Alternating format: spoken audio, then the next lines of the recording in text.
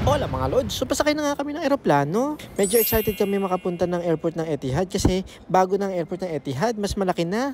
Nauna kasi kami pumunta sa Etihad, napakaliit lang ng airport nila, tsaka konti lang yung kainan. Pero ngayon, nakita namin sa YouTube, ang laki-laki na ng airport ng Etihad. Mas malaki pa yata sa Spain to. Mabuti na lang, may nakita pa kami murang ticket noon, kaya ginrab na namin yung opportunity. Ang presyo ng ticket namin na nabili noon ay nasa 750 euro lang, o katumbas ng kulang-kulang 40,000 pesos.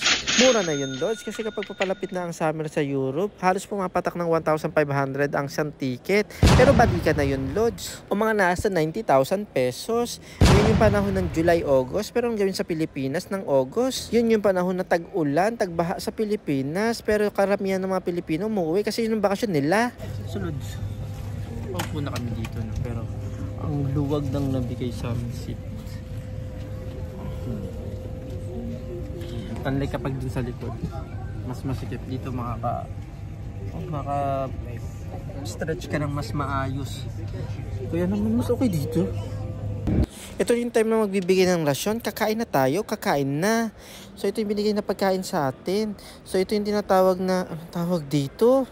May tawag dyan Kung alam nyo yung tawag dyan, i-comment down below. At ito yung binigay na tinapay. Ay, nasarapan ako dyan sa butter na president. Nasarap pala.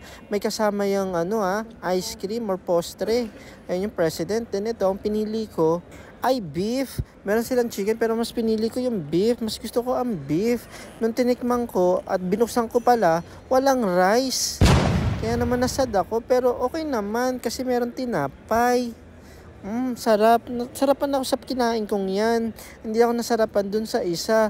Nakalimutan ko yung tawag dun. Alam ko tawag dun dati. Nakalimutan ko lang Then ito si Carino. Okay yung pwesto namin dahil ang luwag-luwag. Tapos yung nasa gitna namin, walang tao. Kaya naman buong isang linya, sakop namin ni Carino. Hindi kami mahirapan kapag mag-CR kami, wala kami maistorbo at hindi kami maiistorbo. Normalmente kasi doon kami sa gitna talaga nagpapacheck-in. Kaso wala nang upuan kaya no choice na kami. So ganito pa lang itsura sa labas ng Abu Dhabi. Ayan ganito pala yung klase ng bahay nila. Puro bahay yan. Pansin ko walang puno. Ang sad-sad, walang puno. So dumating na kami, Lod, sa airport ng Abu Dhabi. Nagulat talaga ako. Ang ganda, ang laki. Hindi katulad dun sa dati naming binabaan dito sa Abu Dhabi. So ayan na nga mga Lods, ito yung itsura ng airport nila. Ang laki. Wow. Laki. At masasabi ko na mas malaki to kaysa sa airport sa Madrid, kung di ako nagkakamali. Tsaka amoy bago talaga yung building. Ito yung bago nilang airport. Napakalaki. Una kasi sa namin sakay dati. Una namin dating dito. Hindi sa ibang airport yung luwa. Pero ito, laki, grabe. Laki. Then ito naman yung itsura ng area ng mall nila. Hindi pa namin nalilibot lahat pero iyan yung parte ng bagong airport dito sa Abu Dhabi. Ang luwag at laki talaga.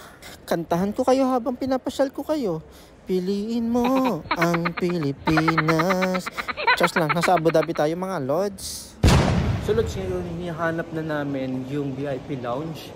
Dahil may lounge kami, okay na okay yung kapag 7 hours or mas mataas, mahaba yung oras ng paghihintay. Mas sulit na mag-lounge na lang. Kasi meron pa yung mga unlimited na pagkain. Tsaka makakapagpahinga ka talaga. Tsaka ngayon, ang ganda-ganda talaga ng nila, airport nila. Sabi ko, mas maganda tong airport na to kaysa sa airport ng Spain. Panalo to, Lods. So nakarating na kami dito sa Pearl Lounge. Hindi pala siya VIP kasi ang pinaka-VIP talaga is yung business class. Pero talaga makapagpahinga ka dito. Pwede kang makatulog. Tsaka ang daming mga complimentary na food. Tsaka drinks. Pero to be honest, hindi ako nasarapan sa pagkain. Kasi grabe yung mga spices na nilagay nila. Talagang kung hindi ka sanay, hindi mo talaga magugustuhan. Hindi katulad sa ibang lounge, katulad sa Hong Kong. Siyempre, Chinese food, mas ma-enjoy mo. Ito, hindi ko talaga masyado na-enjoy. Ang na-enjoy ko lang is yung mga dessert, yung mga pastries. Ito yung kinuha ni Carino sa buffet. Ayan. Sabi niya parang kaldereta daw. Eh gusto ko naman yung kanin dyan na may Maganda dilaw-dilaw. lounge kapag meron kayong Amex, makaka-access kayo sa mga lounge. Katulad dito, merong free food. Kesa bumili kayo ng pagkain dito sa airport. Kasama na to. Kasi mayroong Amex sigarilyo. Pero kami, free food. Buffet yan. Karamihan ng mga staff dito Pilipino nakikita natin. Kaya masaya. Part din to ng lounge. Ang laki.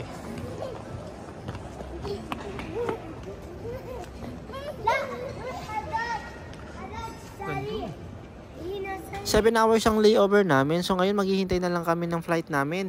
9 hours pa ang lipad namin mga lods. So yung mga kaganapan namin, magkita-kita tayo ulit sa mga susunod kong vlog. Isang buwan tong vlog na to, lods.